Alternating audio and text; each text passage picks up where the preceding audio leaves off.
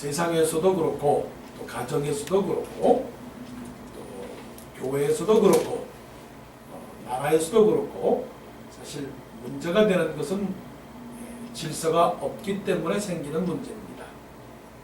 그 질서 중에서 여러 가지 면에서 질서가 있는데 아버지와 아들의 질서, 또 선생님과 제자의 질서, 또 임금님과 또 신하의 질서, 여러 가지 질서가 많습니다. 이런 모든 질서를 다 이렇게 넓게 보면 한마디로 말하면 남자와 여자의 질서입니다. 남자와 여자의 질서. 우리가 공부를 했지만 너희가 어그러지고 거스리는 세대 가운데서 하나님의 자녀로 빛들로 나타내며 라고 하는 말씀을 우리가 읽었습니다. 어그러지고 거스리는 세대, 이게 무슨 세대입니까? 질서가 안 잡힌 세대입니다. 다리미로 이제 옷을 다리면 다리미 그 주름이 쫙 잡히지 않습니까?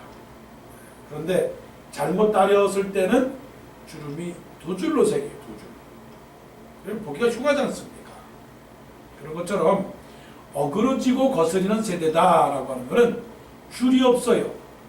선이 없단 말입니다. 줄이 없고 선이 없다. 그게 바로 오늘날의 세대입니다. 질서가 없는 세대. 그러면 그 질서는 무슨 질서냐? 하나님의 창조의 질서입니다. 아니 짜장면도 순서가 있다고 잘 알아요. 짜장면은 순서가 있습니다. 그러면 하나님께서 창조한 창조의 질서가 분명히 있는 겁니다. 자연의 질서도 있는 겁니다. 자 보세요. 물은 아래에서 위로 올라갑니까? 위에서 아래로 흐릅니까? 위에서 아래로 물이 흘러요. 그러면 비는 분명히 하늘에서 땅으로 내리는 것이 비입니다. 태양은 어디 있습니까? 태양은 저 위에 있는 겁니다. 이게 자연의 질서입니다. 자연의 질서예요. 그럼 자연의 질서는 누가 만들었느냐?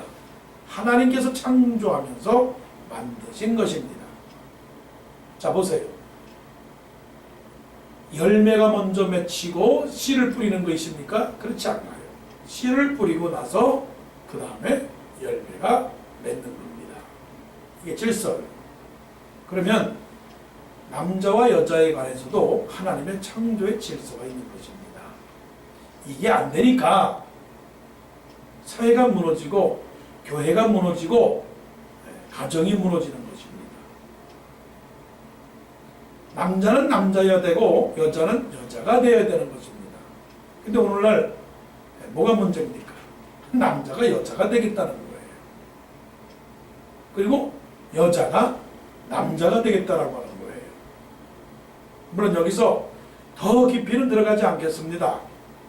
왜냐하면 우리가 그 모든 사실을 다 알지 못하기 때문에 우리가 남자가 여자가 되겠다라고 하는 사람의 그 슬픈 사연을 우리가 설명할 수가 없는 것이고 또 이해할 수 없는 것이고 또 여자가 나는 남자가 되겠습니다라고 하는 그 슬픈 사연을 우리는 모르는 것입니다. 우리가 그 이상 그 깊이 들어가는 것은 시간이 짧기 때문에 다 말씀 못 드리고 이 세상의 문제가 뭐냐면 남자는 여자와 결혼을 해야 되고 여자는 남자와 결혼을 해야 되는데 남자가 남자와 같이 결혼하겠다고 그러고 또 여자가 또 여자와 결혼하겠다고 하니까 아니 이러한 질서가 무너지지 않느냐 이거죠.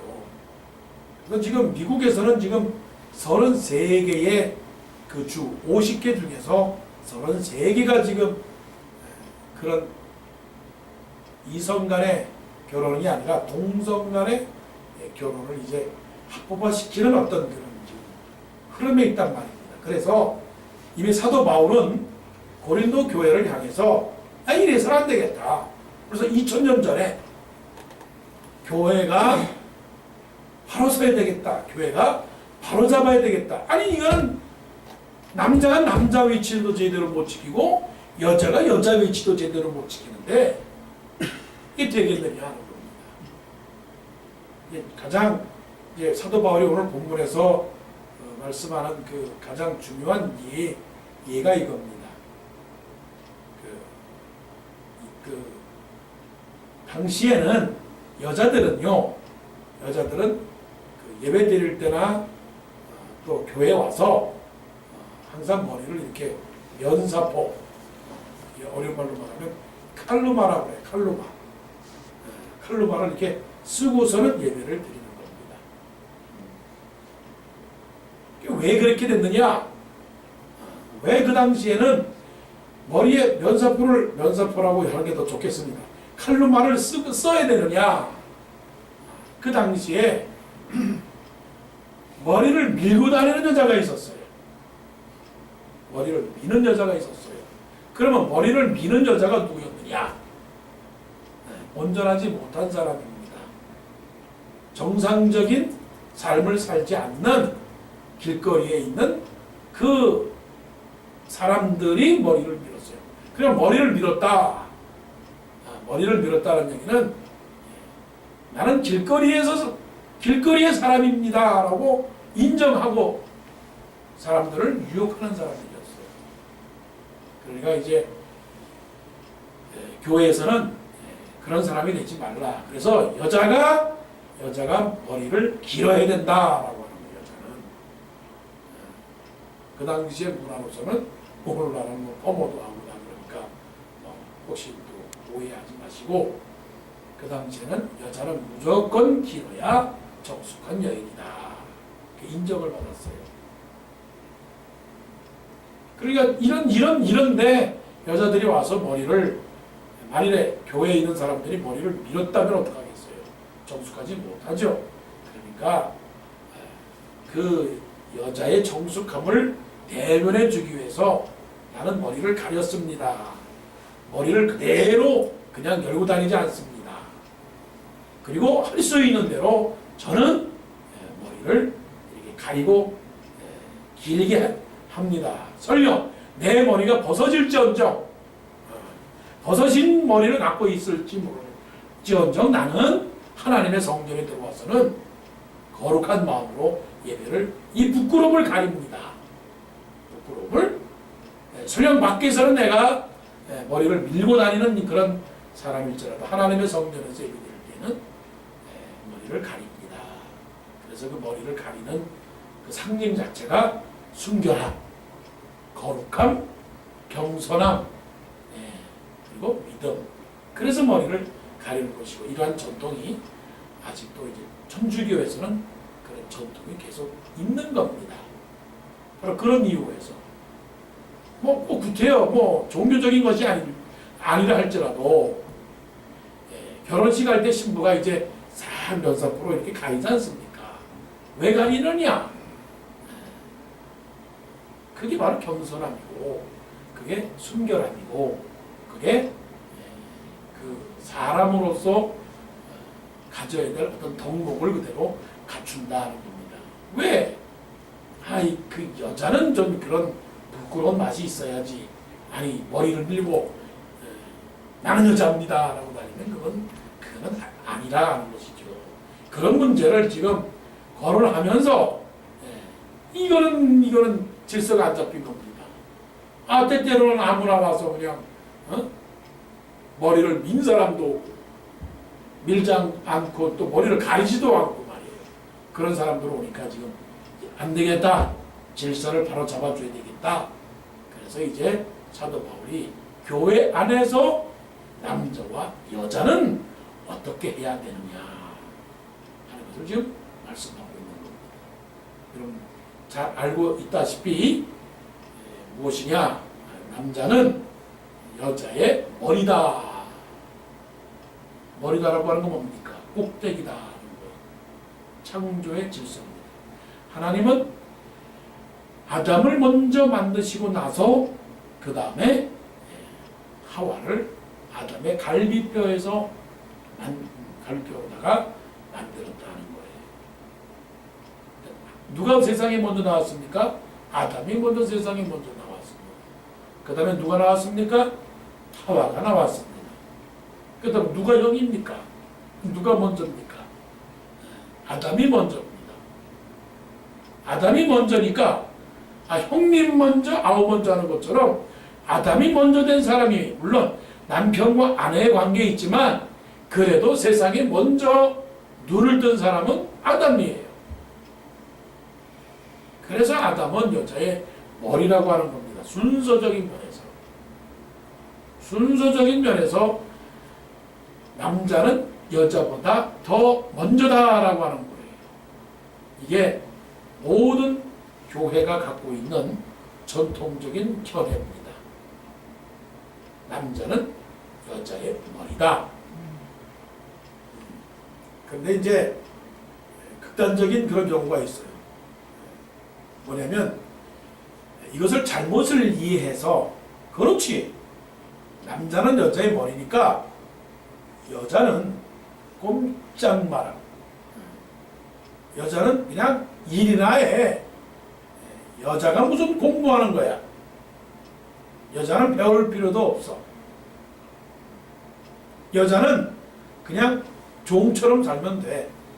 그래서 남자가 최고야 생각을 해서 여자를 학대하거나 또 여자를 무시하거나 여자를 인간 이하로 보는 그런 사고방식이 있다는 겁니다.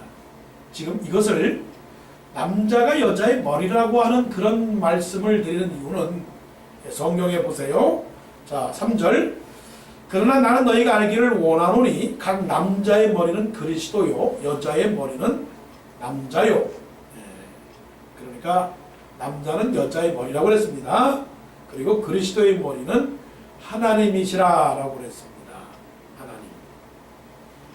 이렇게 말씀을 드리는 이유는 뭐냐면 좀 어려운 말로 말하면 기능적인 어떤 순서와 조직.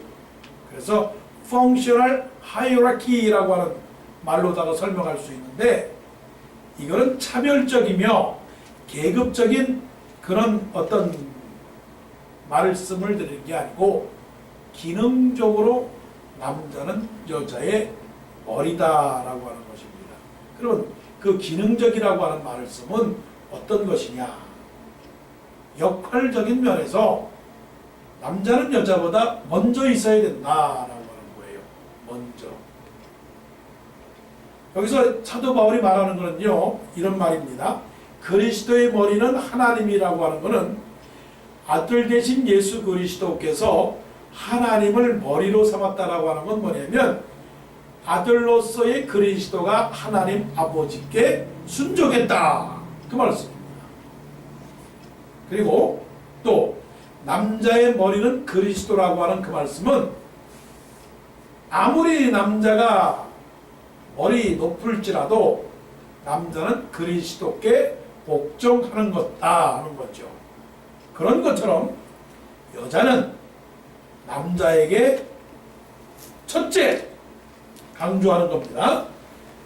남자는 여자의 복종을 받아야 되고 또 여자는 남자에게 복종해야 된다. 이것이 교회 안에서 남자와 여자의 관계 속에서 남자를 향한 여자의 태도를 이렇게 말씀해 주는 것입니다.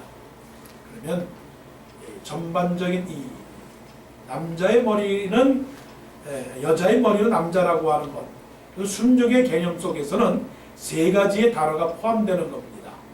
순종이라고 하는 단어 속에 첫째는 뭐냐면 인정해준다는 거예요. recognition이라고 하는 거예요. 인정해준다, 존경해준다, 세워준다. 하나님께서 사울에게 명령을 내렸습니다. 사무엘 선지자가 제사 드리거나 또 사무엘 선지자가 오기 전까지는 싸우지 마라. 하나님의 명령의 말씀입니다. 그런데 사울이 아니 이 나라의 왕이 누군데?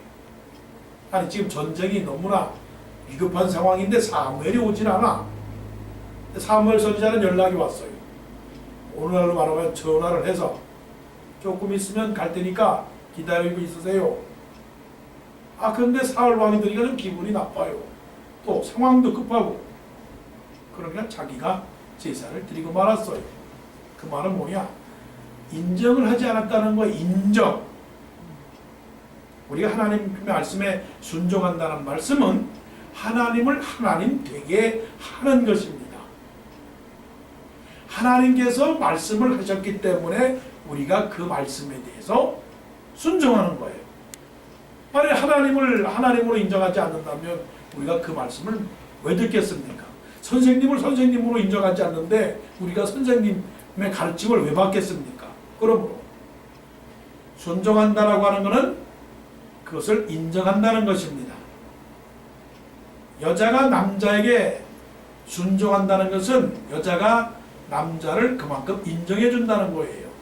가장 중요한 첫 번째 원리입니다. 가정이 잘 되고 교회가 잘 되려면 남자를 인정해 줘야 되는 거예요. 남자의 권위를 높여줘야 되는 것입니다. 그것이 바로 잘 되는 것이고 그것이 바로 질서입니다. 그래서 아담이 하와에게 말하기를 이런 내 살 중에 살이요 뼈 중에 뼈라. 그 말은 뭐냐면 나에게 속한 내 그늘 아래에 있는 사람이다. 그러면 하와의 입장에서 볼 때는 나는 그분에게 속한 것이구나. 그래서 인정을 해주는 거예요. 자, 순종의 두 번째 의미는 뭐냐면 책임입니다. 책임. 그럼 남자는 여자에게 순종을 요구하기만 하면 되느냐? 그건 아니죠. 남자는 또한 책임을 져야 됩니다.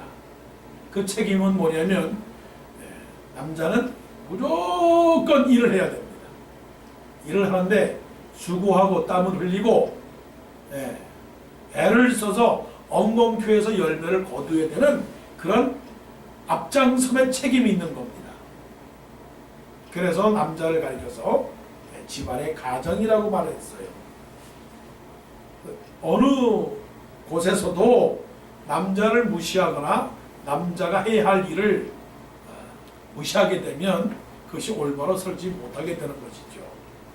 그래서 한 말씀이 바로 그것입니다. 7절 말씀을 보세요. 7절에 남자는 하나님의 형상과 영광이니 그 머리를 마땅히 가리지 않거니와 여자는 남자의 영광이니라 라고 그랬어요. 영광. 그만큼 남자에게 큰 책임을 주었습니다. 그 남자는 부지런히 일을 해야 되고 남자는 보호해야 되고 남자는 거느려야 되고 남자는 그만큼 하나님께 모든 것을 책임을 가지고 수고해야 된다는 것이죠. 그 다음에 세 번째는 뭐냐? 순종한다라고 하는 것은 그것입니다. 순종한다라고 하는 것은 남자에게 모든 영광을 돌리는 겁니다. 그래서 reputation입니다. reputation. 여자가 아무리 훌륭해도 그 모든 결과의 끝은 누구에게 돌리느냐? 남자에게 돌려야 됩니다. 이런 질서가 있어야 되죠. 성경을 보세요. 성경에 한 가정에 있어서 남자와 여자가 있는데 그 순종하는 사람들은 항상 남자의 모든 면에 있어서 영광을 돌렸습니다. 자기의 자랑을 내세운 것이 아니고 남자의 수고와 남자의 그 역할을 세워준 것이죠. 사라 같은 경우도 그렇고 또 마리아 같은 경우도 그렇고 모든 것이 다 그렇습니다. 그래서 남자는 여자의 머리다. 이 말은 순종하는 것이다 라고 하는 거예요. 그래서 그것이 어떤 것이냐? 그것이 인정해주는 레코그니션이 있어야 되고 그 다음에 책임이 있어야 되고 그리고 또한 레퓨테이션을 여자들이 세워줘야 된다라고 하는 겁니다. 자, 그렇다면 이제 여자의 경우에 있어서 그러면 여자는 뭐냐? 말씀을 본 것처럼 여자는 남자의 영광이다라고 그랬어요. 여자는 남자의 영광. 그렇다면 이것 또한 그런 것입니다. 남자가 머리가 된 것처럼 여자는 남자를 어떻게 합니까? 남자를 세워주고 남자를 빛나게 해주고 남자의 모든 것을 드러나게 해주는 그런 것입니다. 그렇기 때문에 그러면 여자는 어떤 덕을 세워야 되느냐? 그런 것이죠. 여기서 중요한 단어가 나오는데 그 중요한 단어는 머리라고 하는 단어입니다. 머리. 헤어라고 하는 단어가 나와요. 그러니까 여기서 가장 중요한 거는 여자는 그럼에도 불구하고 외모다 하는 거예요. 외모. 그 외모를 통해서 여자로서 여자의 아름다움을 드러내는 것이다 하는 것이죠. 외모가 온전하지 않게 되면 여자로서의 그 아름다움을 나타낼 수가 없지요. 물론 여기에서 외모를 위해서 사치하고 외모를 위해서 거기에 너무 치장하고 속을 치장하지 않는 그런 것을 말하는 건 아닙니다. 항상 모든 면에 있어서 아름다워야 되고 단정해야 되고 그리고 깨끗해야 되고 그리고 모든 사람이 볼 때에 아름다워야 됩니다. 자 보세요. 신부와 신랑이 다 결혼식에 옵니다. 그런데 신랑 보고 아름답다라고 말하는 사람은 없어요. 그런데 신부를 보고 뭐라고 말해요? 신부를 보고 참 아름답다, 참 이쁘다 그런 것입니다. 그래서 사도 바울이 고린도 교회를 향해서 하신 말씀 중에 여자의 외모를 향해서 말씀을 하는 겁니다. 자, 말씀을 보시죠.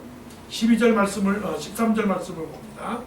13절 너희는 스스로 판단하라. 너희는 스스로 판단하라. 그 말씀은 이런 전제가 있는 겁니다. 좀 우스운 말이지만 사람들은 여자를 본다. 그거예요. 사람들은 여자의 행동 거지를 보고 판단한다는 겁니다. 사람들은 여자의 움직임을 보고 저울질한다. 이것을 전제로 하는 겁니다. 분명합니다. 그러니까 사도 바울도 고린도 교회를 향하여 말씀을 합니다. 너희도 스스로 판단하라. Judge for yourselves. 그러면 여자가 머리를 가리지 않고 하나님께 기도하는 것이 마땅하냐라고 하는 것은 적당하느냐, 아름다우냐, 정숙하느냐, 깨끗하느냐, 여자다운 일이냐 하는 것입니다. 이 말씀은 오늘날로 말하면 이런 겁니다. 여자가 교회 나올 때, 그 당시에 교회 나올 때 그 칼로마를 쓰지 않고 교회 나온다는 것은 아주 뭐 그냥 짧은, 아주 짧은 미니스커트를 입고 높은 구두를 신고 그리고 위에는 아주 뭐 그냥 가볍게 걸치고 야하게 입고 교회 나오는 것과 마찬가지다 하는 거예요. 그리고 사람들이 눈길이 쫙 하는 거죠. 그러면 그 눈길을 감을 통해서 마음속으로 무슨 생각을 합니까? 아, 그러면 안 되는데, 그러면 안 되는데 라고 판단을 하게 되는 것이죠. 그래서 여자는 남자의 영광이라고 하는 이 영광의 말은 몸가짐을 제대로 하라. 몸가짐을 제대로 하라. 단장을 제대로 하라. 그렇다고 해서 단장을 제대로 하지 말라 하라고 해서 화장을 하지 말라. 그런 건 아니에요. 화장을 하되 아름답게 하라. 화장을 하되 멋있게 하라. 너무 지나치게 하지 마라. 다른 사람들로 하여금 마음속에 판단하도록 만든다면 그건 잘못된 거라는 거죠. 그래서 정도를 벗어나는 그런 것들은 아름답지 못하다는 것입니다. 자, 두 번째 어떤 것이냐? 치유하도록 하라. 치유하도록 하라. 여자는 모든 사람들을 치유해야 됩니다. 여자의 덕이 어디 있습니까? 여자의 덕은 품어주는 거 아니겠습니까? 남자의 덕은 계속적으로 진군하는 것이지만 여자의 덕은 보호해주고 감싸주는 것이에요. 그래서 남자의 패션은 바지. 왜 바지냐? 걸어가야 되니까. 그 여자의 패션은 치마. 왜 치마냐? 감싸줘야 되니까. 이것이 하나님의 질서예요. 그러니까 남자는 어떻게 합니까? 일을 하고 여자는 일하는 남자의 땀을 닦아주고, 이것이 바로 여자의 아름다운 덕이라는 것이죠. 이것이 남자의 영광이죠. 얼마나 아름다운 그림입니까? 한번 마음속에 그려보세요. 남자는 땅을 풉니다. 그리고 땀을 흘립니다. 그런데 옆에서 여자가 수건으로 남자의 땀을 닦아줍니다. 그리고 물 한 잔을 줍니다. 그래서 단장은 헤어, 그리고 그렇게 도와주는 것은 힐링이에요. 남자에 가서서는 남자는 딱딱합니다. 그러나 여자는 부드럽죠. 여자의 그 따뜻한 말 한마디, 그런 말 한마디가 모든 사람들을 다 힐링을 해줍니다. 그래서 교회가 잘 되려면 여성교회가 잘 돼야 돼요.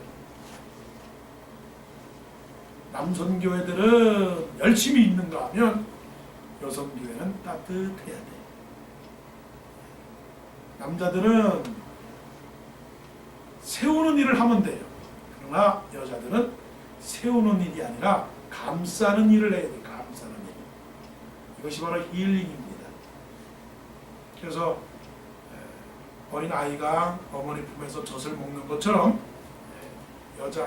여자는 모든 면에 치료자가 되어야 됩니다. 말로 치료를 해주고, 음식으로 치료를 해주고, 또 기도로 치료를 해주고, 봉사로 치료를 해주고, 여러 가지로 치료를 해주는 것이죠. 그 다음에 마지막, 여자는 남자의 영광이다 라고 하는 것은 헬프입니다. 도움입니다. 도움. 그래서 하나님께서 하와를 만들 때 그 하와를 만든 그 전제 조건은 뭐냐면, 사람이 독초하는 것이 좋지 못하니 내가 너희에게 돕는 배필을 정하여 주리라.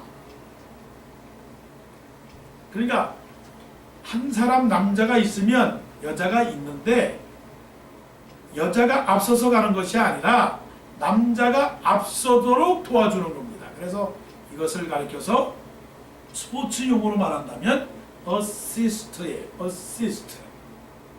도와주는 겁니다. 내가 하는 것이 아니라 도와주는 역할을 여자가 해야 되는 거예요. 남자의 그 하는 일을 도와주는 그 역할을 해주는 것이 헬프죠. 도와주는 사람. 도와주지 않고 주관하게 되면 그건 질서가 깨지는 것입니다. 그래서 고린도 교회를 향해서 지금 그 사도 바울이 말하려고 하는 것은, 이런 창조 질서 속에서 남자가 누구냐, 또 여자가 누구냐, 남자가 무엇을 해야 되느냐, 여자가 무엇을 해야 되느냐 하는 이런 기능적인 어떤 차별적인 말씀을 하는 것이 아니라, 기능적인 면에서 남자의 기능과 여자의 기능이 어떤 것인지를 지금 구별해서 교회의 질서를 세우는 것입니다. 자, 그러면 나는 남자입니다. 또 나는 여자입니다. 그러면 하나님께서 원하시는 남자로서의 기능은 어떤 것인가? 하나님께서 원하시는 여자의 기능은 어떤 것인가 하는 것입니다. 남자는 인정을 해줘야 됩니다. 남자는 언제나 칭찬을 해주고 권위를 세워줘야 됩니다. 남자는 책임을 져야 됩니다. 말한 대로 책임을 져야 됩니다.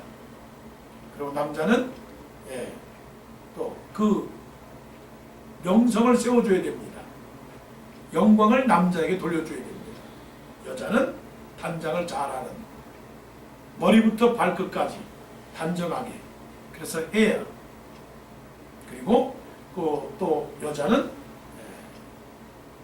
힐링, 치료해주는 그런 여성이 되어야 되고, 또 여자는 도와주는 그런 보조자가 되어야 되고, 이런 질서를 잘 세우게 되면 결국은 가정이나 아니면은 사회나 그리고 교회가 기능적으로 그리고 질서적으로 잘 될 줄로 압니다.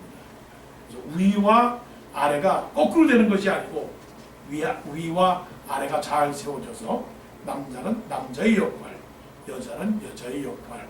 그래서 남자와 여자가 하나가 되어서 한 몸이 되어서 하나님의 목적을 이루어가는 우리 모두 되시기를 원합니다.